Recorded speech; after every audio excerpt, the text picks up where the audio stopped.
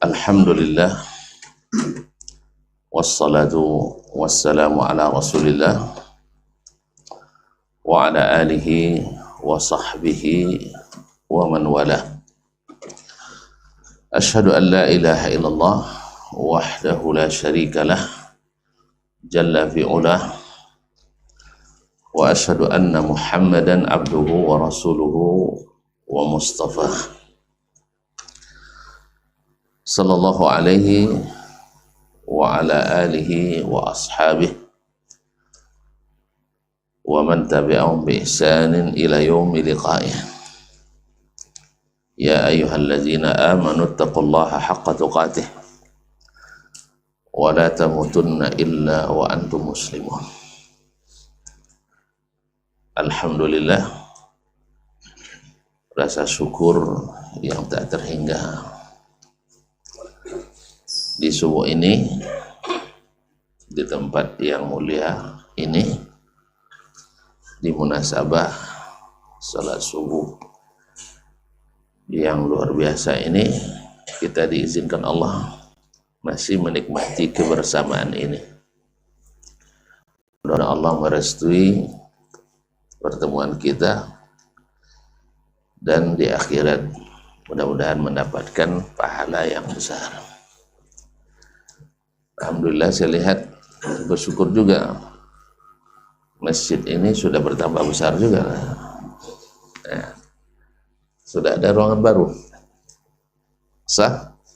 Nah, besok depan lagi.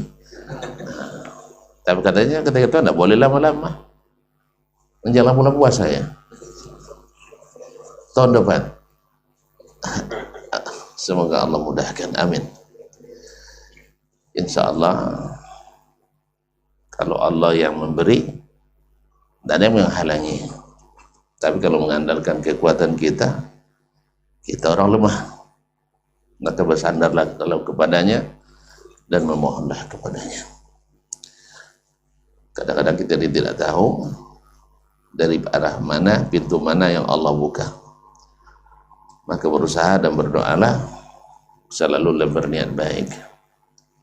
Mana tahu nanti kita pula yang jadi penanggulang ini kan? Ya mana tahu?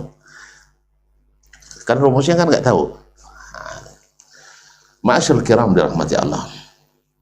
Mudah-mudahan selawat dan salam tak pernah kecuali menghiasi majelis kita.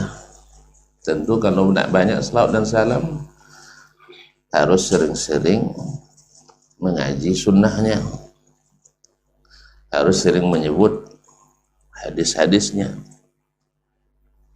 sehingga setiap namanya disebut. Aib pula kalau kita tidak bersalawat dan salam, karena saya yakin kita tidak mau dapat predikat orang bakhil. Nabi bilang, al-bakhilu man dzukirtu indahu falam yusalli alayya. Orang yang bakhil itu bila namaku disebut dia tidak bersalawat kepadaku. Selawatlah, harus pakai sallu ala nabi gitu. Tidak bergerak bibir nampaknya, salawat dalam hati saja. Maka dilafazkan sallallahu alaihi wasallam. Bapak dan ibu, saudara-saudara yang saya muliakan, baru pagi ini saya dapat berita tadi, kita akan dapat nikmat pula kunjungan salah satu tuan guru kita kan. Tidak tahu juga tuan-tuan ya. Saya baru kasih tahu sama Pak Ketua tadi, Dr. Ki Haji, iya, Ki Haji Erwandi Termizi, LCM Ahsa. Alhamdulillah. Dulu waktu masih di sana, kalau saya ke Riyadh mesti beranjang sana ke tempat beliau. Tapi kalau beli ke Madinah, kadang jumpa, kadang tidak. Karena Madinah kan ramai tempatnya, sah? Di sana sikit. Dan beliau adalah Presiden Mahasiswa Indonesia se-Arab Saudi setelah saya. Jadi saya seniornya. Wajarlah saya mulai dulu. Tapi kalau saya tadi tahu saya beliau akan datang, saya fokus saja hari ini ke Kampar sebenarnya. Karena insya Allah saya minta izin juga nanti. Kalau sempat lama-lama saya bersembang lepas kajian atau lo diingatkan, Ustaz ditunggu di Kampar.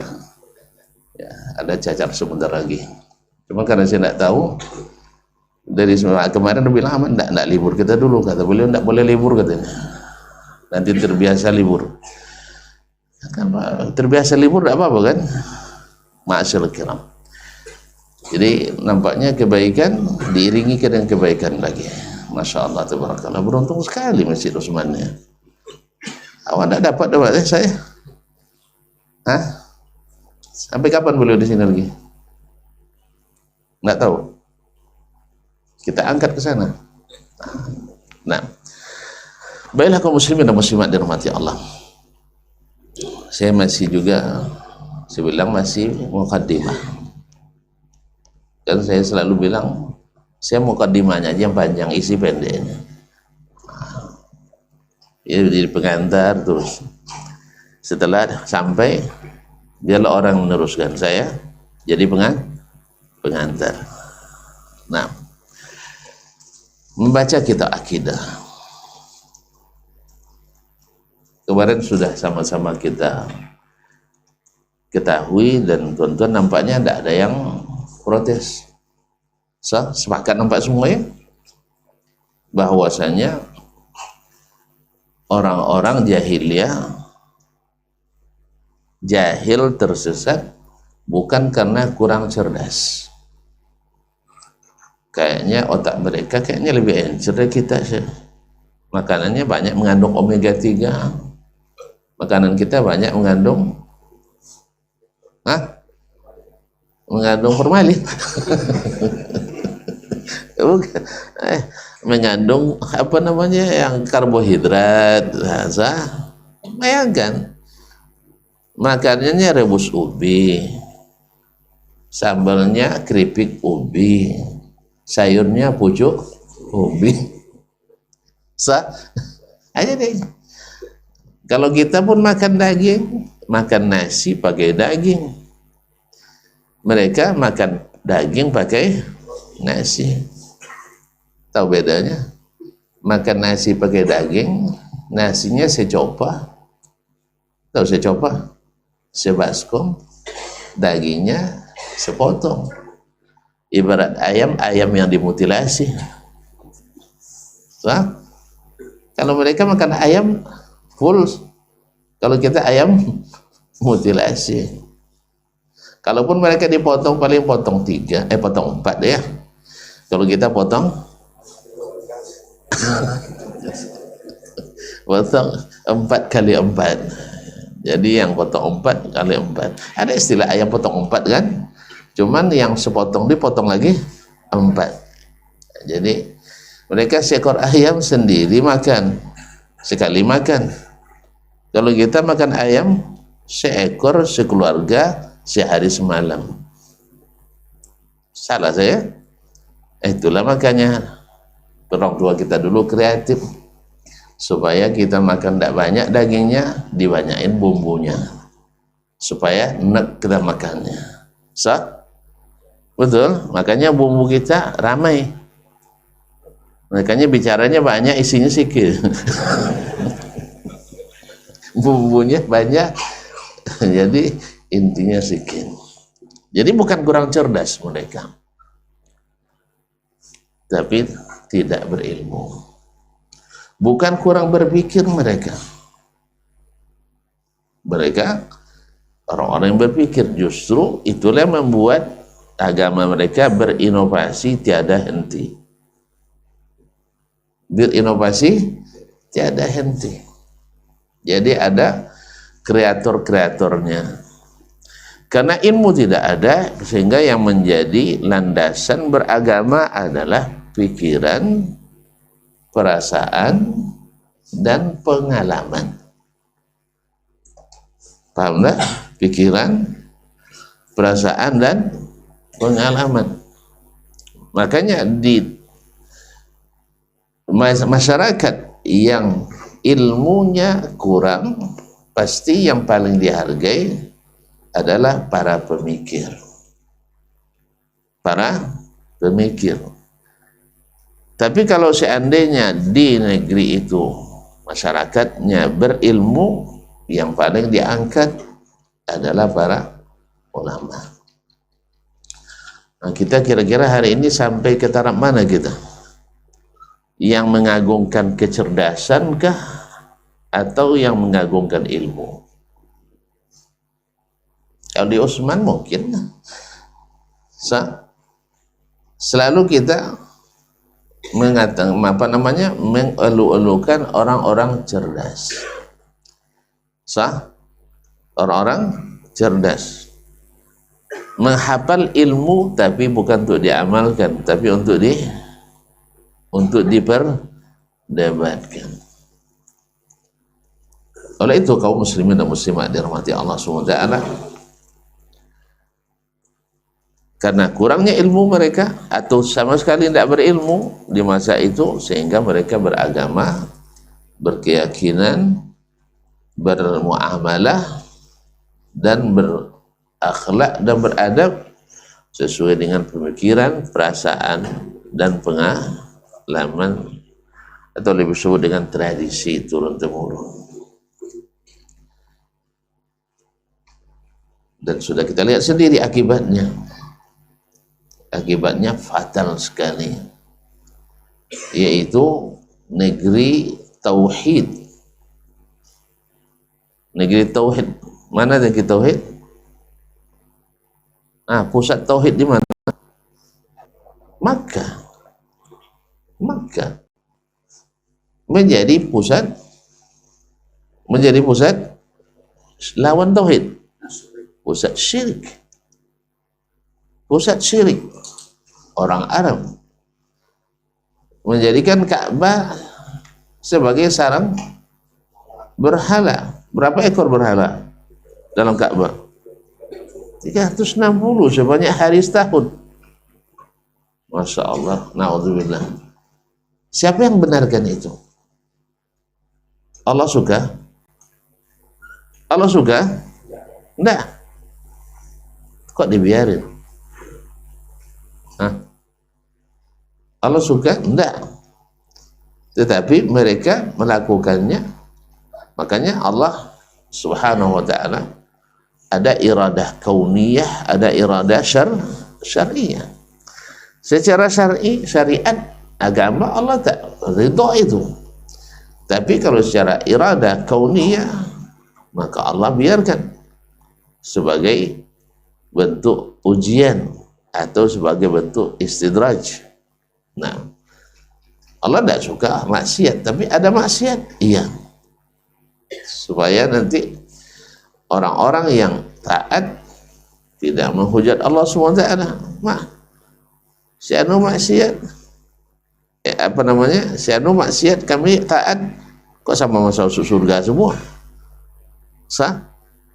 Ada orang setelah terima gaji masih marah juga? Ada kan? Ada enggak? Iya, saya dapat 3.450.000. Dia kok dapat 3.451.000. Protes juga itu. Rp1 protes juga. Dan itu akan terjadi. Dalam hadis sebutkan orang-orang Yahudi, Nasrani, ketika dihisab nanti hari kiamat, mereka itu protes sama Allah. Pernah dengar itu kan?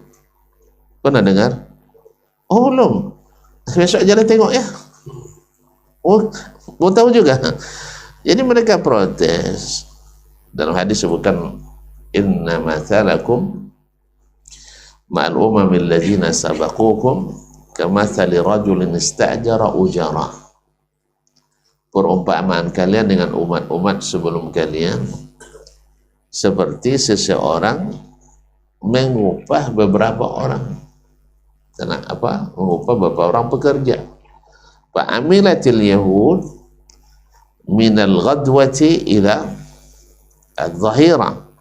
Yahudi beramal dari pagi sampai siang. Fa'utu qiratan. Lalu mereka diberi satu-satu qirat, upahnya, pahalanya. Wa amilatin nasara min ba'di dhahirati ila al-asr. Orang Nasrani beramal pula dari siang sampai waktu asar. Fa'utu qiratan, diberi mereka pahalanya satu qirat. Menurut tuan-tuan ini gajinya mahal apa murahnya? Hah? Murah apa mahal? Sebentar aja kerja dikasih emas 24 karat. Masa murah sih? Antum kalau digaji dari pagi sampai siang 1 gram emas, murah apa mahal? Gajian itu berapa sih sebulan? Hah? 1 gram belajar bekerja dari selepas subuh ini sesuruk nanti kerja sampai zuhur dikasih 1 gram emas. Murah apa mahal? Atau antum bilang murah, saya kerja. Udahlah. Nah, iya kan? 1 gram, masa saya hitung tuh, jadi 1 gram. Antum bekerja berapa hari sebulan? Hah? 22 hari kali, berarti 1 gram 22 gram ya. 1 gram berapa? Hah? 2 juta. Masya Allah, 44 juta. Murah ya? Awak 4 juta rasa mahal loh. Jawab 4 juta cuma 4 juta sehari murah katanya. Ya Allah, antum mau gaji berapa? Hah? 44 juta sebulan? Ada dong. Nah, coba mimpi. Masyaallah kiram dirahmati Allah. Itu bukan 1 karat, 1 qirat itu ditanya ke Nabi, berapa ya Rasulullah? Seperti gunung Uhud. Tahu antum berapa gunung Uhud? Panjangnya hanya 7,2 km. Tingginya hanya 1050 meter. Nah, itu bayang tuh emas seonggok itu murah gaji? Murah? Murah apa mahal? Mahal. Cuman masalah surga lebih mahal. Karena lebarnya selebar langit dan bumi. Atapnya emas, apa namanya, plafonnya perak, tiangnya mutiara, kusennya berlian. Itu dapat dengan emas gunung Uhud tuh? Enggak kan? Makanya baru terasa sedikit waktu itu. Sekarang banyak saja. Ya, kita sekarang berimpak 10.000 deh, banyak sekali kan. Besok tahu kita, pokoknya kalau saya tahu tidak mau saya impak 10.000 lagi. Minimal sekali datang 1 juta impaknya. Nyesal besok kan. Kan itu baru aja mati dan nyesal minta pulang untuk berimpak lagi. Sah? Kenapa Masjid Utsman tuh gara-gara duit saya banyak tapi dipilih juga yang warna ungu itu. Hanya terkenal dengan si impak ungu. Ini kaum muslimin dan muslimat besar. Jadi di 1 qirat. Lalu fa'amiltum antum, kata Nabi, lalu kalian beramal dari asar sampai maghrib, tenggelam matahari. Malam ada kerja lagi? Enggak ya? Enggak.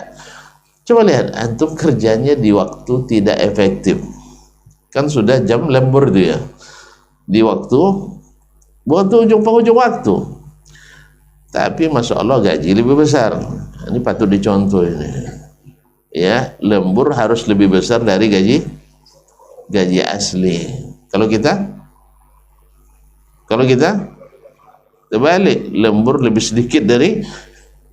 Nah, maka bilang sama Pak Menteri Keuangan ya, dirubah itu SB itu, standarisasi biaya umum itu. Ya, gaji lembur sedikit. Ya. Sehingga orang tidak semangat lembur. Kalau Allah dikasih jam-jamnya jam non efektif ini dikasih gaji lebih besar. Itulah kita nih manusia nih. Kalau orangnya ikhlas, dikasih gaji seikhlasnya. Sah? Bukankah begitu? Ah, bapak tuh kerja ikhlas tuh. Terus berapa? Kasih aja seikhlasnya. Kalau orang lain kerja kasih 200, kalau kita dari 20. Seikhlasnya. Ini juga salah kita juga. Kalau orang semakin ikhlas, maka digaji seikhlas-ikhlasnya. Bukan Jadi kita banyak bertentangan dengan cara Allah dalam memberikan sesuatu. Baik, balik ke sini. Dikasih dua-dua qiraat. Dua-dua qiraat. Akhirnya orang Yahudi sering protes, ya Allah, kami bekerja amilna atwal wa akthar. Waktu bekerja kami lebih panjang dan kerja kami lebih banyak. Karena memang syariat sebelum ini lebih berat daripada syariat kita. Dulu orang taubat mesti bunuh diri, sah? Awah? Taubat dari bunuh diri. Nah, kita Masya Allah wudu, salat, lalu istighfar kepada Allah SWT, bertobat kepadanya. Mudah kan? Nah, jadi kami bekerja lebih banyak, waktunya lebih panjang, tapi upah satu qiraat. Ini waktunya di waktu non efektif, kerja sebentar, ringan, gajinya besar. Lalu kata Allah SWT, Allah kan punya kesepakatan dengan kita. Lupa ya? Lupa perjanjian sebelum lahir di rahim ibu? Tidak lupa? Antum tanda tangan waktu itu kan? Kan? Sudah kita berjanji waktu itu. Antum aja yang lupa. Bahwa hal zalamtukum min haqqikum syai'an. Ada enggak kalian yang saya zalimi? Maknanya ada enggak gaji kalian yang enggak keluar? Hal zalamakum katabati, para penulis menzalimi kalian, artinya ada gaji yang tidak turun sesuai kontrak? Jawabannya tidak. Artinya sepakatan kita, ini gaji kalian, kalian terima, sah? Lalu kenapa sebulan lebih besar gajinya? Zalika fadli utihi man asya. Itu keutamaan yang aku berikan siapa yang aku kehendaki, sah? Tidak boleh Presiden SBY protes sama Presiden Jokowi, wih, gaji kamu kok lebih besar dari saya? Sama gaji presidennya? Tidak tahu ya. Itulah. Lebih besar gaji Pak Jokowi daripada gaji Pak SBY. Tidak tahu tuan-tuannya? Gaji nah, lebih besar. Berapa saya tidak tahu sekarang. Segan saya nengoknya. Karena saya salah tengok nanti ketempelengnya gitu kan. Jadi tidak boleh Pak SBY protes, karena di masa beliau itulah gaji presiden. Nanti dijawab sama Pak Jokowi nanti. Lihat tuh Pak Soeharto aja lama di presiden, lebih sedikit lagi di bawah Bapak katanya. Tahu tidak gaji Pak Soeharto dulu waktu jadi presiden? Tidak tahu juga tuan-tuan ya. Ya kalau tidak salah sekitar 48 juta cuma gajinya. Pendapatannya triliunan. Kan saya bilang cerita gaji nih kan. Nah, Pak Jokowi gajinya, karena gajinya banyak, utangnya juga. Itu masalahnya. Ma'asyiral kiram rahmati Allah. Jadi tidak ada yang dizalimi. Kalian sepakat dengan gaji itu. Balik ke tadi, kenapa Allah berikan, bukan Allah suka, tidak, tetapi begitulah kauniyah, irada kauniyah Allah SWT. Orang yang kafir diberikan kesempatan, yang beriman diberikan kesempatan. Nah, tapi apa suka pada orang kafir? Tidak. Tapi apa Allah suka pada orang beriman? Iya. Nah, baiklah kaum muslimin dan muslimat dirahmati Allah SWT. Lalu datang Nabi alaihi salatu wassalam. Apa yang dibawa oleh Nabi? Kecerdasan lagi? kecerdasan sudah menyesatkan. Makanya catat baik-baik tuan-tuan, nanti perlu dalam pengajian kita nanti, bahwa semua aliran-aliran sesat dan menyimpang, atau semua orang-orang yang tersesat dan menyimpang, bukan karena tidak cerdas, tapi karena tidak berilmu atau tidak mengikuti ilmu. Perlu contoh? Baik. Tuan-tuan dulu pernah belajar filsafat? Enggak ya? Baik. Tapi pernah dengar lah mungkin enggak. Siapa bapak pemikir dunia? Acuaris kan? Aristoteles. Sahih? Aristoteles. Berarti kalau dia bapak pemikir dunia, berarti para pemikir setelahnya ya tentu mengikuti cara berpikirnya, khususnya yang mengakui dia sebagai bapak pemikir dunia atau bapak filsafat dunia. Sah? Kan filsafat kan pemikiran. Sahih? Nah, menurut tuan-tuan dia tersesat, menyimpang atau tidak? Hah? Wah, tuan-tuan tukang sesat-sesatkan orang ya. Apa bukti dia sesat? Buktikan.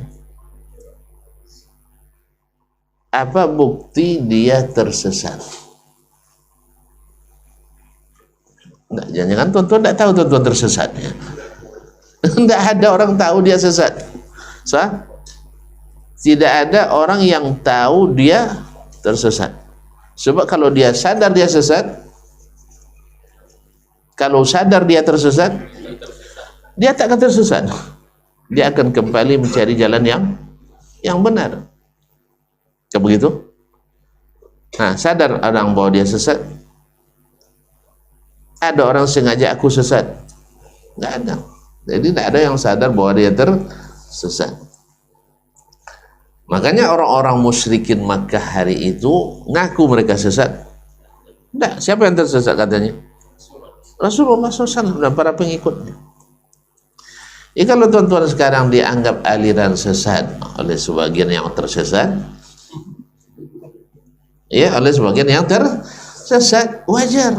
Karena mereka tak sadar bahwa mereka tersesat. Sampai mau atau sampai menerima ilmu. Jadi kaum muslimin dan muslimat dirahmati Allah SWT, Aristoteles sesat atau tidak? Tuan-tuan, sebanyak-banyak ini orang yang sesat gara-gara ngikut cara berpikir dia, masa dia tidak sesat? Pengikutnya aja orang-orang sesat. Sahih? Yang mengikut cara berpikir mereka, dia semuanya rata-rata orang tersesat jalan. Salah saya? Bilang aja kalau salah. Kan saya bilang saya siap salah. Nah, tapi kebanyakan orang-orang yang tersesat gara-gara mengikuti cara berpikir Aristoteles. Jadi kalau yang ngikutnya aja sesat, apalagi yang diikuti. Syaitan tersesat enggak? Apa bukti sesatnya? Semua yang mengikuti jemaah syaitan semuanya golongan sesat. Paham enggak? Fir'aun sesat enggak? Sesat. Buktinya apa? Setiap mengikuti cara Fir'aun masih tersesat. Qarun sesat enggak? Sesat. Apa bukti sesatnya? Yang ikut cara Qarun tersesat. Apa cara Qarun? Ambil tak ada yang dikeluarkan. Akhirnya ditimbun oleh yang dia simpan. Tamak kedekut. Ya, congok gigi. Ya. Tahu congok? ya apa namanya ya tamak tadi, tidak pernah puas. Tapi kalau ibarat bahasa kita sekarang, mengali pandai, nambah pandai, bagi tidak pandai. Nah, pahamnya tak? Itulah. Kalau ada yang ikut cara dia berarti tersesat. Nah, ma'asyarul kiram dirahmati Allah SWT. Itu bukti dia sesat. Ya karena memang dia mengatakan, saya meyakini bahwa segala yang ada mesti ada yang mengadakan, dan semua yang teratur mesti ada yang mengatur. Cuman siapa? Dia tidak berilmu, tidak tahu. Makanya dia menyebut faktor X. Disitulah cikal bakal keluar istilah X.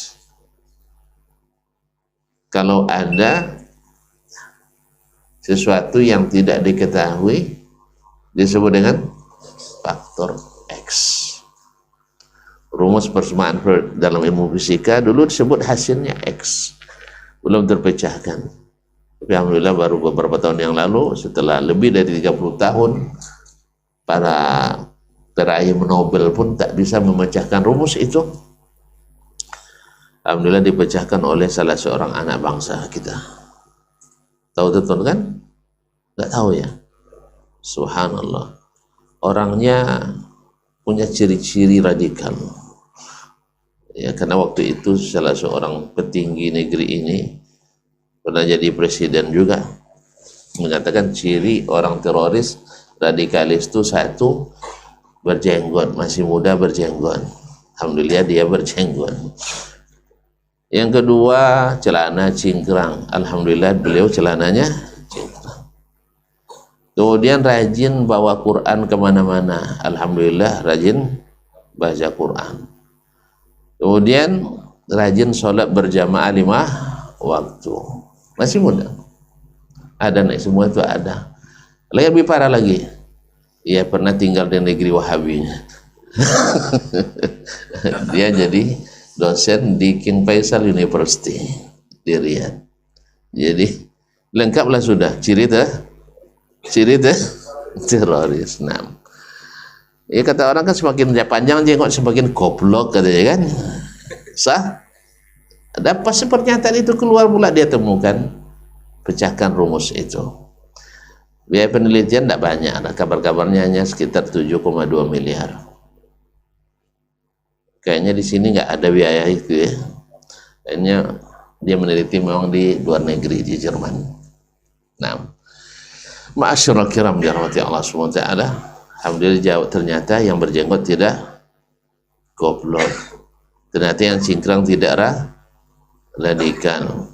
Sah? Ternyata yang baca Quran tidak berpikiran sempit. Jelas ya? Yang rajin ke masjid ternyata tidak menakutkan.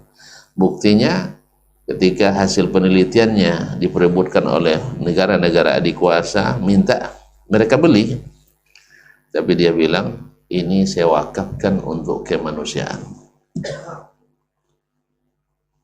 Jadi kalau diwakafkan untuk umat manusia, ini cinta kebaikan pada umat manusia atau cinta keburukan untuk umat manusia?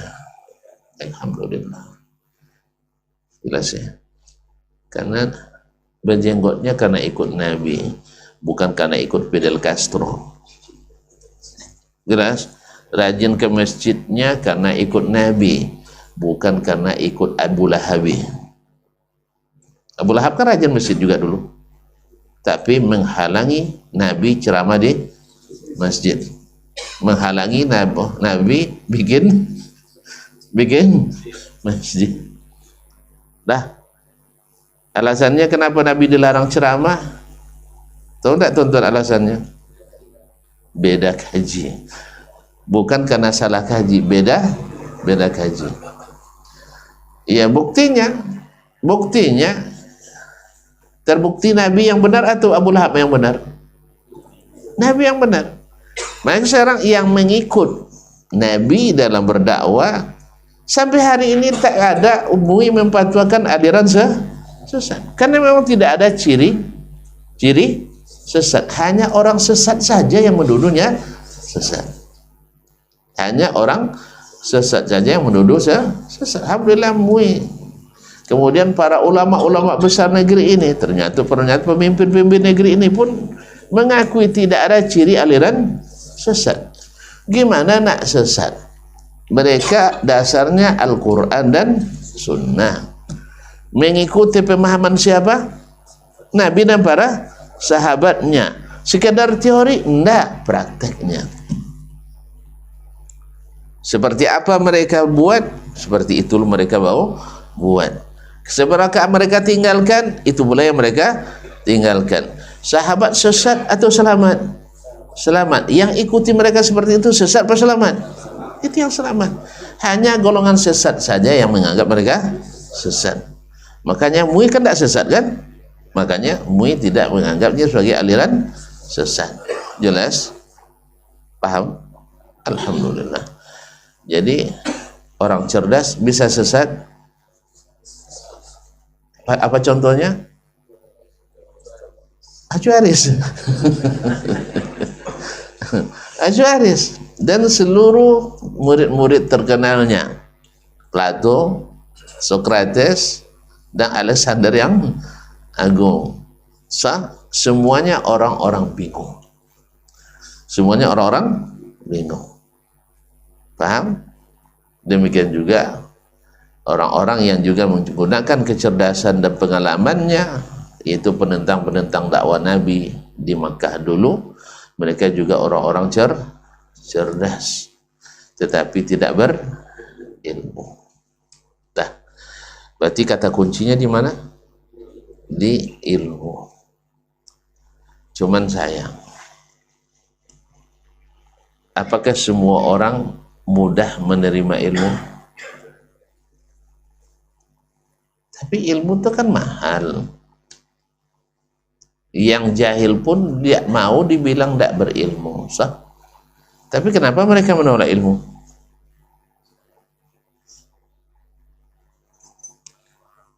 Kok pada bengong? Besok aja lah jawabannya lah. Kenapa mereka tidak mau menerima ilmu?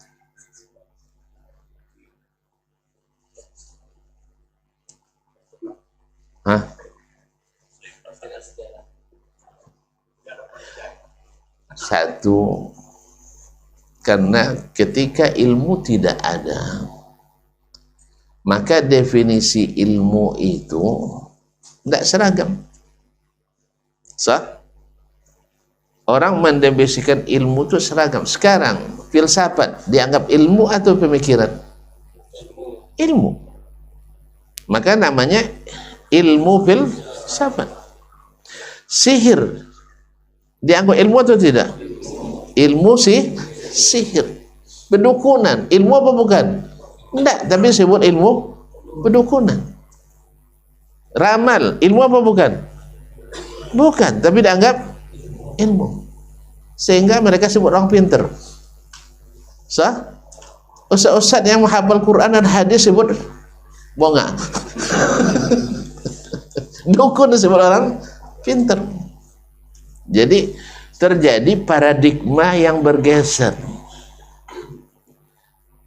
sehingga mereka tidak paham mana ilmu, mana kejahilan. Karena rata-rata orang jahil dianggaplah kejahilan itu ilmu. Saya nak nanya ke tuan-tuan penyelenggara negara ini, ada pejabat di sini, tunjuk tangan. Tak ada yang ngaku ya. Saya tidak buat proposal doh. Ya, pernah seorang bupati bilang saya ketika masa apanya berakhir, sebanyak ini ustadz di sini, ustadz ini yang tak pernah buat proposal hanya ustadz sendiri katanya. Kenapa bilang baru sekarang? Kalau kemarin bilang saya bawa proposal, saya bilang. Ya. Mohon maaf, saya memang bukan tidak suka proposal. Ya, sebagaimana saya tidak suka mengajukan. Orang nak minta ke saya juga saya tidak suka pakai proposal. Kalau mau minta aja, kalau nak ada saya bagi, kalau tidak usah buang-buang kertas dan tinta. Salah saya Ustaz. Bilang aja salah, tidak ada salah, siap salah kok. Ya, karena birokrasi kita mengharuskan buang-buang kertas kan, sah, mengharuskan buang-buang paket, jadi upload terus setiap semester, upload terus, hilang terus datanya. Jadi, jadi kaum muslimin, jadi ada pejabat enggak? Saya enggak bawa proposal. Tapi kalau ada nanti kita ajukan proposal Masjid Utsman. Nah, kaum muslimin muslimat. Apa yang mau saya bilang tadi? Hah? Apa yang mau saya bilang tadi? Ilmu dan kejahilan. Ketika ilmu minus, orang menganggap pemikiran itu adalah ilmu.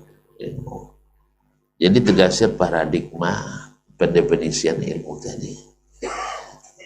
Makanya ketika di bahasa jahiliyah, orang rata-rata jahil, tidak berilmu, maka dianggap yang dibawa Nabi itu bukan ilmu. Mereka bilang apa waktu itu?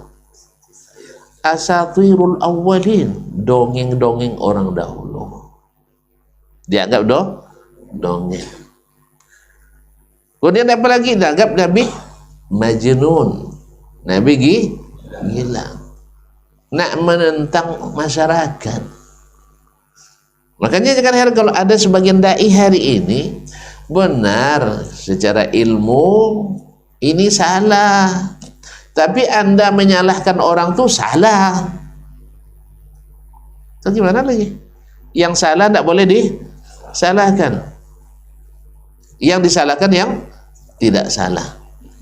Maka wajarlah pelapor jadi terlapor, saksi jadi tersangka. Sahih? Jadi komentator lebih banyak daripada yang berilmu. Sih? Kalau antum tidak kuat ya jangan jadi ustadz zaman ini, azab di medsos. Azab. Iya. Kalau tidak mau, kalau tidak kuat hati, jangan buka-buka komentar itu.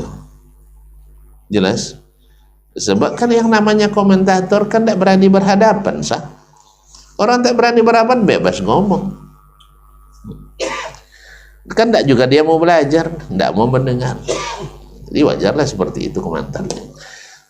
Ya, dari semua pihak lah. Ya, yang suka komentar. Jadi Nabi waktu itu dituduh membawa sesuatu yang bertentangan dengan ilmunya khalayak ramai. Maka mereka tak terima. Jelas ya? Makanya itulah sebabnya mereka menolak ilmu, karena dianggap ini tidak mungkin benar. Masa as-sawadul a'zam salah, kelompok terbesar mayoritas masa salah, yang minoritas benar. Padahal ilmu kan tidak itu. Berapa banyak kenyataan-kenyataan ilmiah yang keliru, yang diakui secara dunia, ternyata setelah dibuktikan dengan rumus-rumus ilmiah ternyata keliru.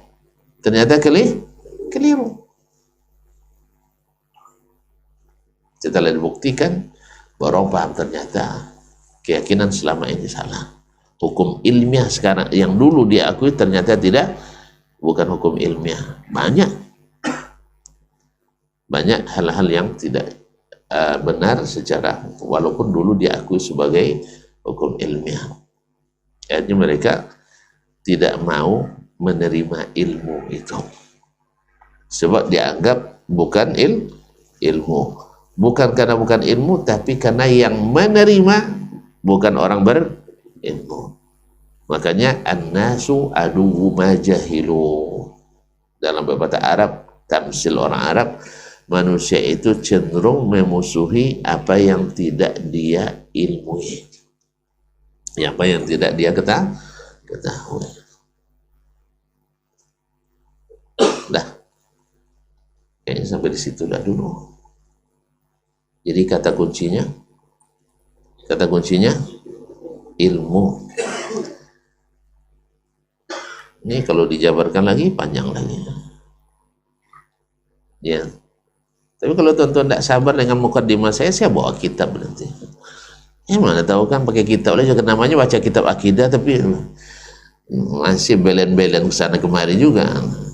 Tapi ini penting ya, kronologinya kenapa, karena saya akan sampai lagi nanti ke zaman kita ini. Zaman kita ini yang dominan ilmu atau kejahilan? Wah, masa jahil ya kita nih? Nggak susah ya, secara teori dan secara fakta nggak susah. Bukalah masjid-masjid kita, datanya berapa orang yang ada di sekitar masjid itu, berapa orang yang rutin mengaji. Ada 5%? Ada PRT? Ya coba kita data. Berapa persen yang ngaji? Maka jangan heran kalau yang, mohon maaf, yang tidak berilmu lebih banyak daripada yang berilmu. Kemudian yang ngaji, lagi-lagi, berapa pula yang lurus-lurus saja atau yang ngajinya bengkok-bengkok dikit? Sah? Saya pernah jadi pembicaraan saya waktu itu di sebuah lembaga terhormat ya, untuk sebuah acara PHBI kan. Apa PHBI? Masa tidak tahu antum? Peringatan Hari Besar Islam. Nah, jadi ada yang mengusulkan kita mintalah Dr. Dasman yang jadi penceramah. Saya tidak tahu di lensasi mana, tapi pernah begitu.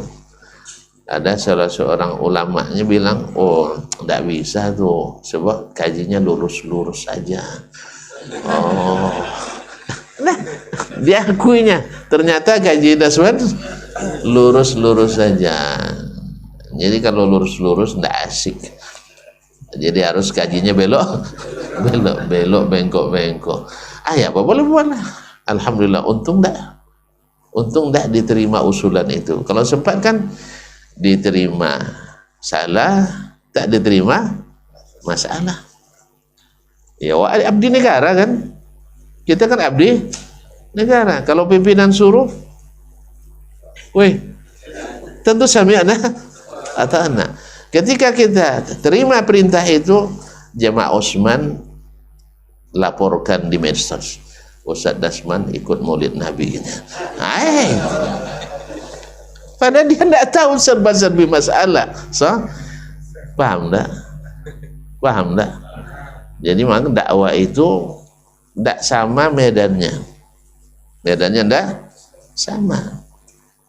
Ya, payah cerita. Nabi aja kan diprotes sama Umar, kan diprotes sama sahabat yang lain. Masa iya Nabi terima tanda tangan seperti ini? Lain Nabi kayaknya. Iya. Karena semuanya merugikan. Merugikan dakwah menurut analisa pemikiran mereka. Lupa mereka bahwa Nabi adalah dapat wahyu. Lalu Nabi tegaskan, ya Umar, inni Rasulullah. Saya ini adalah Rasulullah. Jadi saya dibimbing oleh Allah SWT. Jelas ya? Untung tidak diusulkan. Kalau dapat diusulkan, itulah diterima masalah, tak diterima salah. Sah? Akhirnya saya bersyukur. Nah, saya berterima kasih atas atensi sekalian. Untung ada yang mengatakan ini kajinya lurus-lurus saja. Ada lagi yang bilang, Masya Allah, Dr. Dasman itu ya dosen paling berbahaya. Karena yang bicara itu orang liberal. Nah, kalau bagi liberal paling berbahaya, bagus enggak? Apa sebab? Pengaruhnya bukan hanya pada mahasiswa, tapi juga pada pimpinan dan karyawan. Awak dah ada pengaruh-pengaruh loh.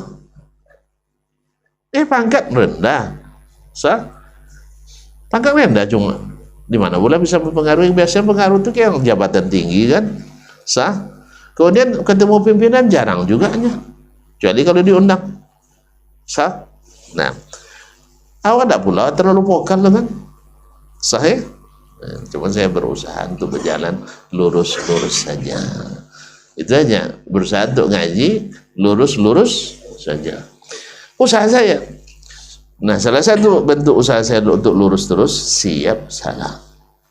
Siap salah. Kalau ada yang menghadiahkan kesalahan saya ke saya sangat berterima kasih. Nah, cuman tadi dengan ilmu lagi kan, alhamdulillah. Karena tidak satu pun, kata Imam Syafi'i, dari semua ulama ahli sunnah yang saya temukan menguasai semua sunnah. Ada yang menguasai sebagian besar, ada yang menguasai sebagian, ada yang menguasai banyak, ada yang menguasai sedikit. Tapi digabungkan ilmu ini dengan ilmu ini, tak satu pun sunnah yang luput dari umat ini. Tak terima antum nak melawan Imam Syafi'i? Siapa lu? Karena. Dan itu benar. Sebab kalau sempat ada yang menguasai seluruh sunnah, berarti ada yang maksum selain Nabi Sallallahu Alaihi Wasallam. Berarti kita boleh taklid buta kepadanya. Allah tidak izinkan itu. Kita hanya boleh taklid buta kepada Rasulullah Sallallahu Alaihi Wasallam. Yang lain tidak punya hak taat mutlak. Baik, besok aja ya. Yang lupa, sudah masuk era ilmu, tapi belum sepenuhnya diterima oleh masyarakat waktu itu. Apa rumusnya supaya ilmu itu musyawarah? Jangan kemana-mana. Aku akan segera kembali ya untuk memperjelas masalah ini. Sabar dulu ya. Terima kasih dan mohon maaf. Wabillahi taufiq wal hidayah. Wallahu taala alam. Wa sallallahu ala nabiyyina Muhammad wa sallam. Wassalamualaikum warahmatullahi wabarakatuh.